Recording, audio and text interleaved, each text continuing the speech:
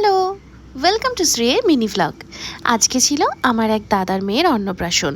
তো সকালবেলায় উঠে রেডি হয়ে চলে গেছিলাম দাদার বাড়িতে, আর গিয়েই দেখি এই যে দেখো এই পুতুলটার ফটোশ্যুট চলছে। তারপর আমরাও কিন্তু ওকে কোলে নিয়ে কিছু ফটোশ্যুট করলাম, আর ও কিন্তু একদম শান্ত বাচ্চা হয়েছিল। অন্নপ্রাশনের সমস্ত রিচুয়ালস হওয়ার জন্য এই জায়গাটা কিন্তু সুন্দর করে সাজানো হয়েছিল।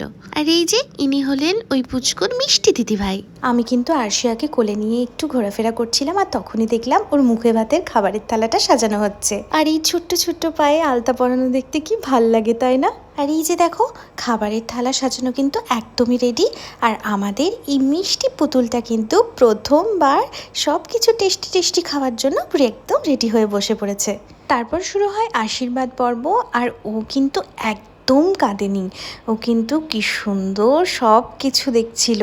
বাবা মার আশীর্বাদের পরে কিন্তু ওর সবচেয়ে বড় দিদিভাই ওকে কি সুন্দর করে আশীর্বাদ করলো, আর তারপরে আমিও একটু আশীর্বাদ করে নিলাম।